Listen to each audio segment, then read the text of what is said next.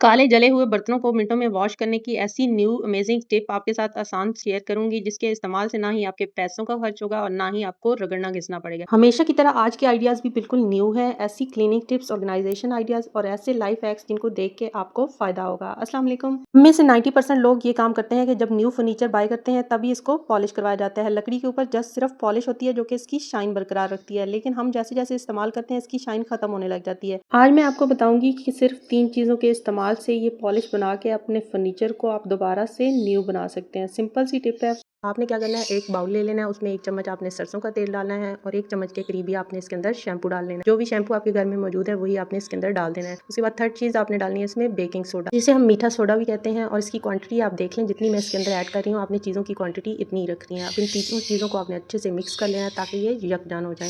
उसके बाद आपने एक कॉटन का कपड़ा ले लेना है या कोई भी पुराना कपड़ा आप ले सकते हैं और उसके साथ ऊपर आपने इसको इस तरह से लगाना है। अब सबसे पहले अपने फर्नीचर के ऊपर से जितनी मिट्टी है वो आपने उतार देनी है। ये लकड़ी की फर्नीचर के ऊपर शाइनिंग का काम करेगी। ये जो तीनों चीज़ें आपने मिलाई हैं, अगर आप इसको इसके ऊपर अप्लाई करते हैं तो आपके फर्नीचर में शाइन आएगी। सालों पुराना फर्नीचर इसलिए ख़राब हो जाता है कि हम इसे पॉलिश नहीं करवा सकते, तो आप घर में इन 3 चीज़ों से शाइनर बना सकते हैं और अपने लकड़ी के फर्नीचर को शाइन कर सकते हैं। इसमें जो बेकिंग सोडा डाला है वो इसके ऊपर मिट्टी नहीं चिपक। क्या आप भी ये गलती करते हैं कि जब भी आप सब्जी लेके आते हैं, खासकर ये प्याज और आलू लेके आते हैं और इनको इस तरह एक ही टोकरी में, एक ही बास्केट में रख देते हैं? तो आपने ये काम बिल्कुल नहीं करना। आपने क्या करना है, आलू को सेपरेट ऊपर रखना है और जैसे कि मैंने प्याज को यहाँ पे नीचे रखा है, ऐसे ही आप 2 बास्केट में इनको डाल के रखिए। उसके बाद आपने एक काम और करना है, आपने लहसुन ले लेना है। लहसुन की चाहे तो आप कलियां जो है वो सेपरेट कर लें, या फिर इस तरह से जैसे कि मैं इसके अंदर डाल रही हूँ, आलू के साथ आपने लहसुन को लाजमी डालना है। जब भी हम लोग आलू लेके आते हैं और ज्यादा क्वांटिटी में लेके आते हैं तो ये खराब होने लग जाता है, लेकिन अगर आप इसके साथ लहसुन को इस तरीके से डाल देते हैं, चाहे तो कलियां अलग करके डाल दें, तो ये आलू कभी भी खराब नहीं होते। और कभी भी प्याज और आलू को आपने इकट्ठे नहीं रखना। अगर इकट्ठे रखेंगे ना एक ही बास्केट में तो वो जल्दी खराब हो जाएंगे। ये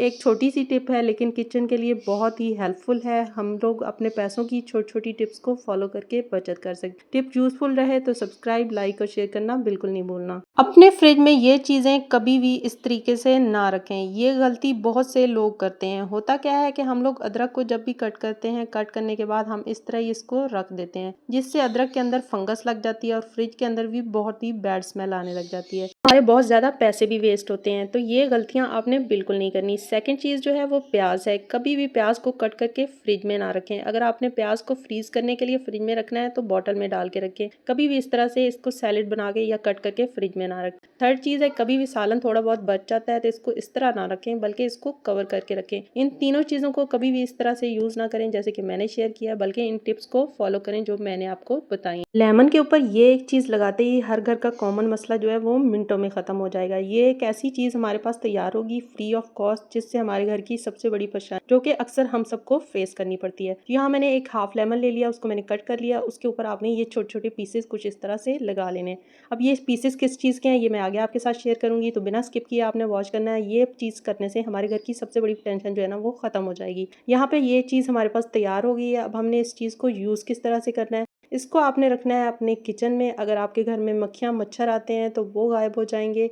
इसकी इतनी स्ट्रॉन्ग स्मेल होती है कि मक्खियाँ मच्छर आपके घर से भाग जाएंगे। इसके साथ साथ इसको आपने रखना है अपने फ्रिज में। अगर आपके फ्रिज में से बैड स्मेल आ रही है खाने की वजह से, कुछ भी खाने की स्मेल होती है फ्रिज में अक्सर आ रही होती है, तो आपने इस चीज़ को बना के रख लेना है। तो ये जो छोटे छोटे पीसेस हमने लगाए थे ये है दालचीनी। इसकी इतनी स्ट्रॉन्ग स्मेल होती है कि आपके घर से मक्खियाँ मच्छर भागने के साथ साथ आपके फ्रिज के अंदर से बैड स्मेल भी खत्म हो जाती है।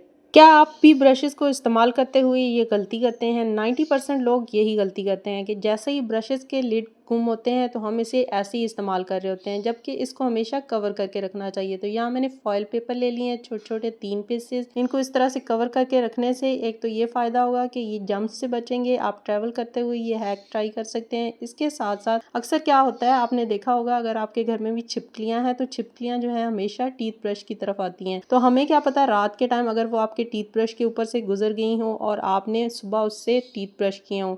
तो ये छोटी सी टिप है लेकिन यूज़फुल है। ट्राई लाजमी कीजिएगा। अगर आपका भी झाड़ू या प्लास्टिक की कोई चीज़ इस तरह से ब्रेक हो चुकी है तो इसे फेंकने की गलती आपने बिल्कुल नहीं करनी, बल्कि इस आइडिया को आपने कंप्लीट वॉच करना है। आपके हज़ारों रुपए की बचत होगी। आपको बगैर 1 रुपया खर्च किए ऐसा ज़बरदस्त तरीका आज आपके साथ शेयर करूंगी जिससे आपकी दोबारा से चीज़ भी रिपेयर हो जाएगी और आपको घर में ही मौजूद एक चीज़ से इसको ठीक करना है। कोई भी प्लास्टिक की चीज़ आपकी ब्रेक हो चुकी है, आप उसके लिए ये आइडिया यूज़ कर सकते हैं। तो आपने करना क्या है, आपने सबसे पहले चूल्हा ऑन कर लेना है। चूल्हा ऑन करने के बाद कोई भी पुराना टूथब्रश आपके पास पड़ा है वो ले लीजिए और उसके बैक वाले पार्ट को कुछ इस तरीके से आपने गर्म करना स्टार्ट करना है। अब आपने ये काम बहुत ही ध्यान से करना है क्योंकि ये अच्छे से जब गर्म हो जाएगा ना तभी आपकी प्लास्टिक की चीज़ जो है वो रिपेयर हो सकती है। इससे आप अपने हज़ारों रुपए की बचत कर सकते हैं। ऐसा कमाल का ये यूजफुल आइडिया है। यहाँ मैंने बिना स्किप आपके साथ शेयर किया है ताकि आप इस आइडिया को कंप्लीट वॉच कर सकें। तो जैसे ही ये गर्म हुआ है मैंने इसको इसके इस पार्ट पे इस तरह से लगाया है तो ये मेल्ट होके टूथब्रश जो है ना इसके साथ अच्छे से चिपक गया और जहां से ये ब्रेक हुआ था इसको आपने इस तरह से गर्म करके जब इसको थोड़ी देर छोड़ना है, तकरीबन आधे घंटे के लिए इसको मैंने यहाँ पे छोड़ दिया था। आधे घंटे के बाद ये अच्छे से स्ट्रॉन्ग हो गया है और दोबारा से ये रीयूज हो रहा है। इस तरह आपकी भी कोई प्लास्टिक की चीज टूट चुकी है तो उसके लिए आप ये आइडिया यूज कर सकते हैं और अपने पैसों को बचा सकते हैं। यूजफुल मनी सेविंग आइडिया, एक दफा ट्राई लाजमी कीजिए। अगर आपके भी चार्जर खराब हो चुके हैं, टूट गए हैं, पुराने खराब चार्जर को फेंकने की गलती आपने बिल्कुल नहीं करनी, बल्कि आपने ये छोटा सा काम कर लेना है जिससे आपके पैसों की बहुत ज्यादा बचत हो जाएगी। तो आपने करना क्या है, आपने स्ट्रॉ का छोटा सा पीस ले लेना है। अक्सर हमारे पास इस तरह के स्ट्रॉ होते हैं, बच्चे जूस पीते हैं तो स्ट्रॉ इस तरह के मिल जाते हैं या फिर कोल्ड ड्रिंक के साथ भी ये स्ट्रॉ जो है ना मिलते हैं।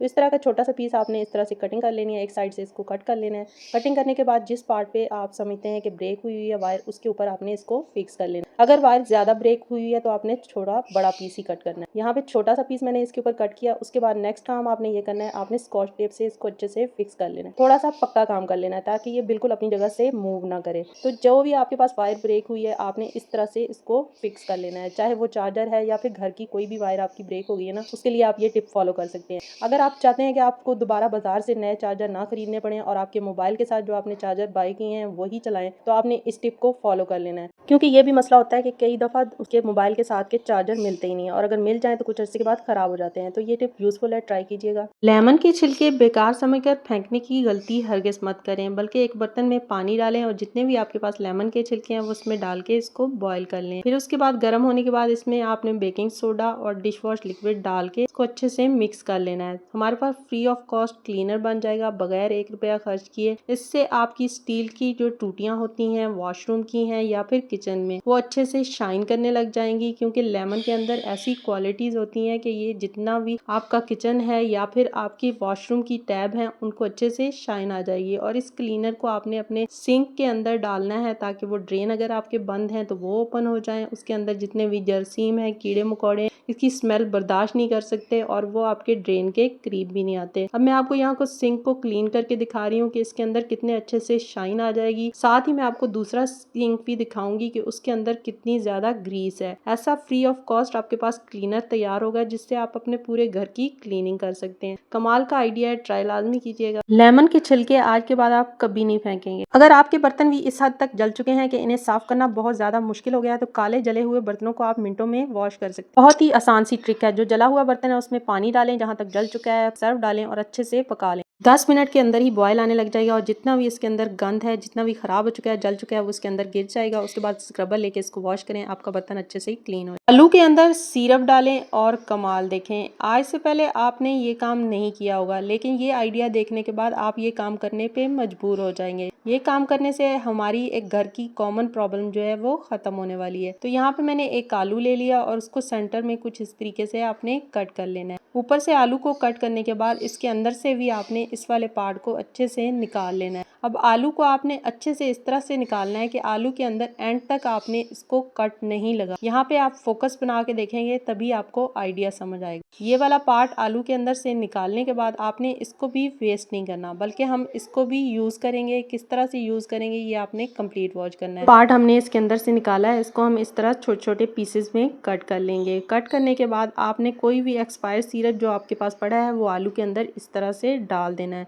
एक्सपायर सिरप जो भी आपके घर में अवेलेबल है वो ले लें। उसके बाद आलू की जो छोटे छोटे पीसेस हमने डाले थे वो आपने इसके अंदर थोड़े से डाल देने हैं और उसके बाद आपने 1 चम्मच भर के बेकिंग सोडा का डालना है और 1 चम्मच ही भर के आपने चीनी का डाल देना है।